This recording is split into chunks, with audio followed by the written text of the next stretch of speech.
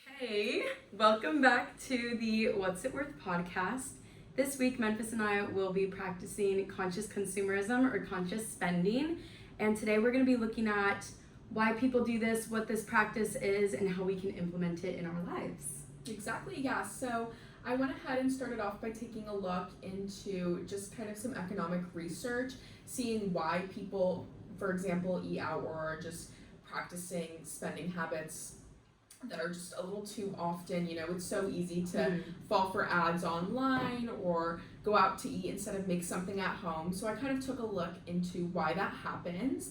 And typically it's to save time. It's just something that's easy and it is a luxury. And I feel like a lot of people tend to forget that just being able to, you know, go out to eat one day instead of preparing yourself lunch, or you see an Instagram ad and you decide, oh, I'm just gonna buy that looks good, fun, yeah. Or going out and buying a new pair of shoes when, you know, you don't necessarily need them, your old shoes aren't falling apart, but you see new ones you like. Yeah. Those are all luxuries, and a lot of times they're things that people do just to make their own lives easier. And I mean, if you have the resources, why not?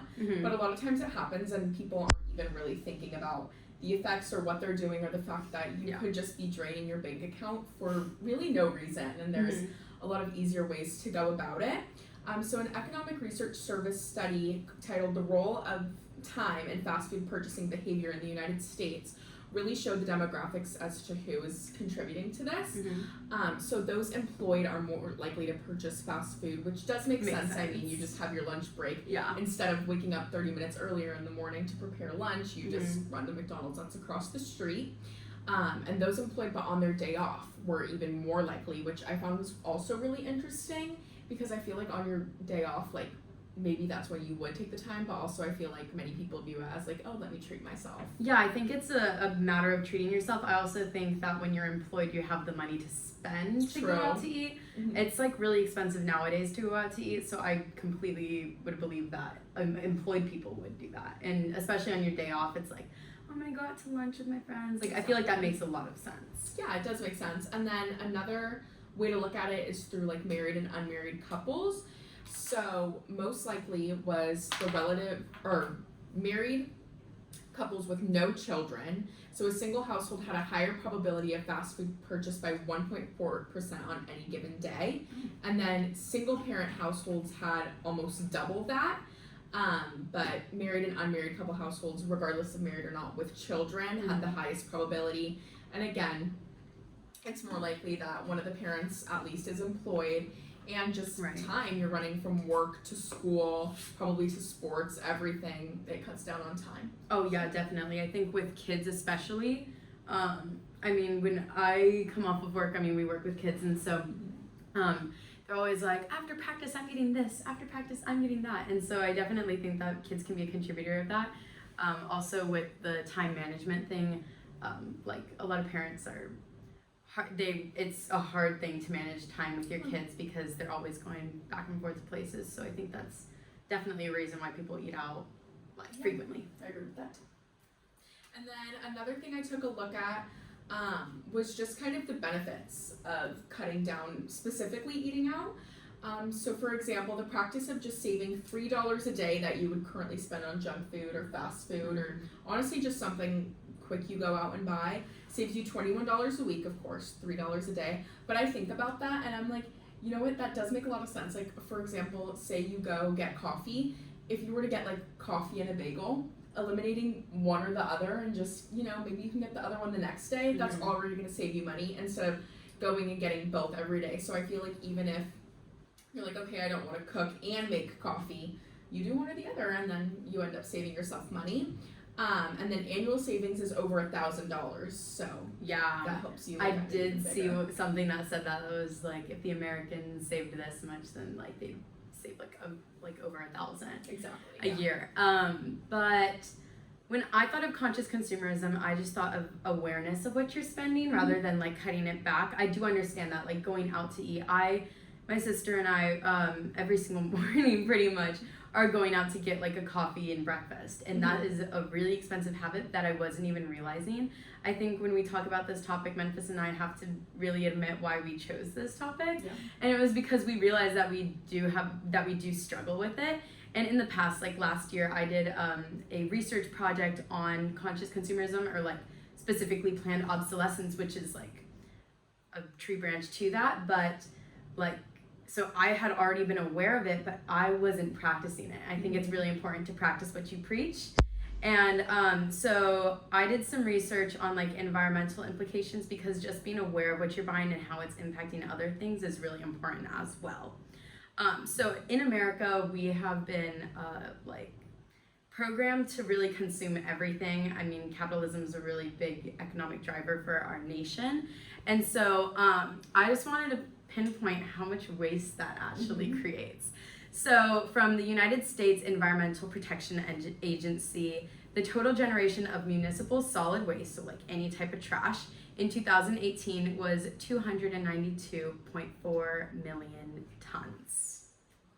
Okay, so that's 4.9 pounds per person per day. Pounds per day that we produce. Yeah, that's crazy. And so when I was thinking about it, I was like, okay, clothes that I'm buying, if I see an Instagram, like if I see reels and I'm like, oh, that looks so fun, like I will buy it. And it's just like impulsivity, just like I was influenced. And oh my gosh, talk about influencers nowadays. Like we are influenced to buy so much, and there's so many companies that are trying to like cut down their prices so that we can buy more, but it's all fast fashion. So it's really important to be aware of what you're spending. And then to tap into what you were talking about, food, 17.7 million tons of food were managed by other methods. So they weren't even produced through like the system, but that's also another form of waste. And that's just the excess. Just the excess is 17.7 million tons. So I found that incredibly interesting. And then there was a graph. I can't pull it up because my phone's not loading, but there was a graph that was looking at the trends over from 1960 to 2018, and it's just been on a steady increase since then, and now it's just like reached unprecedented numbers. And then I also found from the Organization of Environment America, we are home, like as America, we are home to 4% of the world's population, yet we're responsible for 12% of the planet's trash. Isn't that crazy? Yeah, like that's just like on a global scale, like we are just a country and we account for 12%. So that is definitely something to know. When we're going into this challenge, this is our motivator. It's going to be really hard for me not to spend money and not to go out and get something. But when I really do think about it, I'm like, if I get a coffee, what is that? That's plastic cup, plastic cap, plastic straw. Like, I'm not even aware of that. And I'm like, and this is so bad, I'm like, coffee tastes better out of a plastic cup. Like when you order something, for some odd reason, like psychologically, you're like, it tastes better, even though you could definitely make that at home. So that's a switch that I want to make, a shift that I want to make in my life, because I know that I'm definitely guilty of that. And then also from the same source, I saw that, okay, so even when we consume like things that we think can be recycled, less than 1/10 of plastic gets recycled. And this quote is, I love this quote. There's really only one way to truly protect our planet from this harmful form of waste: use less of it in the first place. Because the entire article was saying about, talking about how we should recycle more, and how nothing's really getting recycled, everything's getting incinerated or just sitting in a landfill. And then it's like, we're trying to combat this with this, and this. And then it ended the article with just, none of it's working, so how about we just like cut back our consuming? And I found that I was like, that is really, really true. Because we live in Long Beach, and that is, we have like second biggest port in the world.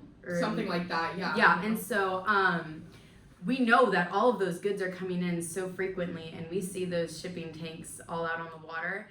And we don't realize that those are people who are spending, who are propelling that chain forward. So that is something to know. It's just, we are consuming a lot as a nation, and it's really important to be aware of what you're spending, and also the environmental implications of that spending. No, I really agree with that perspective. And I was even thinking, as you said that, like, yeah, we could come on here and do an episode and we're like making sure we're recycling everything for a week, or but in reality, what we should be doing is, okay, not buying plastic for a week, something like that. And so I think, yeah, really being thoughtful and mindful about what you're actually buying, not just how you discard it. Mm-hmm. Like, for example, with like these ads that we fall for, or when we just see someone wearing something that we like and we decide to go buy it, think about, okay, well, what's this company that I'm supporting? Yes. What do they stand for? Mm-hmm. Or even with the food you get, who am I buying from? And then where's that money going? So even like aside from just the environment, as well as just like ethics in Mm-hmm. general, Yeah. really thinking about where you're buying from and if it's really worth that cup of coffee or that new dress or something like that, you know? Yeah, I completely agree with that. I also think, or from my project last year, I looked at how the number one company in the world, Apple technology, with the Macs and the iPhones, all of that, they created all of that. So they partake in what is known as planned obsolescence, which is like contrived durability and like software updates that like inhibit the function of older models of their phones, so that people are they're like, what is it called? They're motivated to buy newer models and also kind of like fit in with the trend. And so through that, they are a large propeller of the e-waste in our world. And so if people had known that, I don't think a lot of people would have iPhones. I know I'm totally talking with an iPhone in my hand and a Mac right here in front of me. With it, But yeah, so it's a huge contributor to e-waste. Honestly, okay, when I talk about this, oh, and there's water in my camera.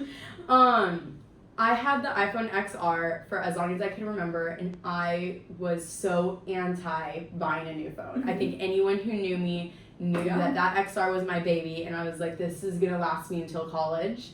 And I kept it for as long as I could, but I literally couldn't have it anymore.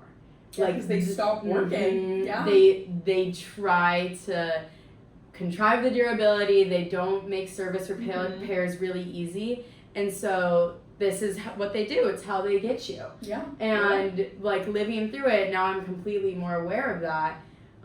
But it does suck because it is the number one company, and there's a stigma to Androids. Yeah, So there it's is. really hard to want to align my morals with what I'm purchasing when in the entire world, all of our society is based on these companies. Exactly. I was just going to touch on that as well. Like, we can come on here and say, oh, we're going to do this and this, but we really live in a world where it's hard to do that. Yeah. We think, just our technology alone, everything we're using here today pretty much, it's probably not made the most ethical way, and those companies don't care about their customers. They care about profit, and we live in a world where everything is basically driven by profit. And sure, we think of big companies like Shein and Apple, for example, that are just so easy to pinpoint. Like pinpoint as, oh, fast fashion, that's bad. Try to cut down your consumption. But at the end of the day, there's so many companies that we don't even realize are contributing and don't realize we're supporting that are just hurting our planet even more. And so we're really in a world where it's set up to be difficult to consume it a way that's ethical. And so I think with this coming week especially, just being conscious about the choices you're making, even though it is really hard to fully cut things out, just deciding, okay, like, what am I going to put my money into? Is it worth it? Do I have to? And I think at the end of the day, like, that's going to be the choices that we make, and it's also going to help with saving too, which is a big thing. So. I completely agree with that. I definitely believe that it's not about what you're purchasing that you need. I think it's more about if you're purchasing if you want it. For me, in a way to implement it into my life, cutting back on going to get coffee in the morning with my sister. That's definitely something I'm going to do. I'm going to be eating at home more often. And then even today, I was like, I always run errands. I get off of school really early at 12. And so then I'm like, what can I do? Like, oh, I need to go. And then I convince myself that I need to go run errands when I really don't need to run errands. Like today, I was like, oh, someone's birthday is coming up tomorrow. And I was like, I want to go buy a cake or buy a cupcake from wherever, Susie Cakes, whatever, right? A bakery. Yeah. And then I was like, okay, wait, I have things at home. I can probably bake something. And so I did. Literally 10 minutes before I came here, I baked a cupcake. And it was a really hard decision, though, because just like out of being selfish, like, oh, I don't have time, And it's oh, easier to it's just go to the easy. store, yeah. So that's the way I struggle, is I personally justify it in my mind what I'm purchasing. I'm like, oh, okay, like, it's cash, it's not real, like, Yeah, I'll buy it. yeah. And I do that frequently. And Yeah. I'm completely guilty of it. So tell me how you're going to implement it in your life. Yeah, honestly, same thing with like going out to eat. It's so easy for me right now before work to, I want to go get a coffee. You know, it'll push me through my shift. Like, that's why I should go get it. Yeah, exactly. Well, like, I'm not going to be able to eat till I'm home. So if I have 10 more minutes, you know, so there's so many food places right by where we work. Yeah, like, there it's is. so So tempting. yeah. So that's a big one for me, especially because it's just like, it's a convenience. It Yeah. really is. And then another thing is I shop. You shop. So bad. I literally will sit in my classes where I have nothing to do and scroll until I find something. Oh, that's bad. And so yeah, I'm signed up for probably every email list for every company you can are. think of, and they get me. I see, new shop open. Okay, like it's bad. I was watching the Super Bowl, and then it was like the halftime just started. Like, clock just stopped, like they're gonna open up the field or whatever. And then I get a text on my phone. Is it Skims? Nope. Oh, Wait, Skims did it too? yeah. I get a notification from PacSun, and it's Yeah. like half times here, half off deals, and I was like, oh my god, Yeah. you're crazy. No, PacSun texts like crazy. They text like crazy. Yeah. And I was like, PacSun is literally watching the game and is like, we're gonna Yeah. send this to all of our, like right on the second. I was like, Yeah. America. No, you're so right. America, You're so that's right. terrifying. Like, I'm watching it and it's like, bing, and I'm like, okay, friend. No, like, PacSun's like half off deals. Yeah. And I was like, oh, wait, those jeans are cute, half off. Like, that's No, the way. yeah. That's the way they get you. Yeah, no, in class this morning I got a text like from this like random little boutique, like giant sale on our site, like most things $5.99. There's like 3 things that are $5.99. And I'm sitting in class scrolling through it, like, no, I'm trying to find one that I want to buy. Yeah. And I'm like, no, if you don't, Yeah. like, Don't advertise that. Exactly. So I think, yeah, shopping is going to be something I'm going to cut down for sure because I honestly shop so much. And I'm constantly following new accounts that show me things I want to buy. So I can cut that down. And then, yeah, food. Just, I don't know, preparing meals at home. I should cut out caffeine in general anyway, so I don't need to be getting coffee. You're hinting at something. Yeah. So I think that's how I'm going to go about it. Yeah, that's the way I'm gonna do it, is just more takeout. If there was a new spot that opened up, I'm gonna go get it. And this is how I know it's bad. I was at work and my coworker tried a new food spot, and she's like, "Have you tried this place?" And I was like, "No, I haven't. I actually haven't heard of that." And she's like, "Oh, whenever I have good food, I think of you." And I was like, That's how you know. that's how I Yeah. know No, that's how how you bad know. my habit is of like trying new places. But like, oh no, I'm not gonna justify on here. I was gonna be like, I'm supporting the economy. Not the time. No, that's not the time to justify. This is me actively admitting my problems, you know? And then just simple things that I just don't need. Like, I'm like, oh, I need to go to Target to get that. No, you don't.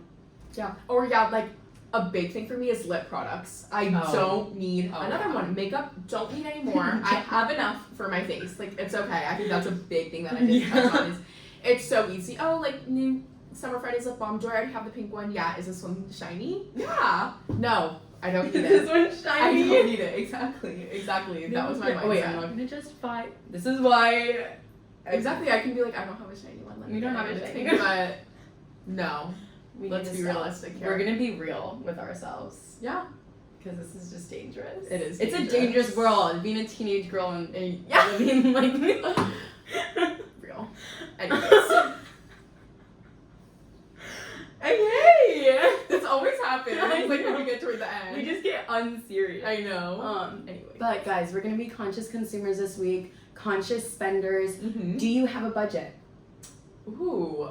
No, but I'm genuinely, besides if I like need to go get gas or if it has something to do with my car, It's like zero. It's zero. Like I'm not spending any money. I am not gonna lie.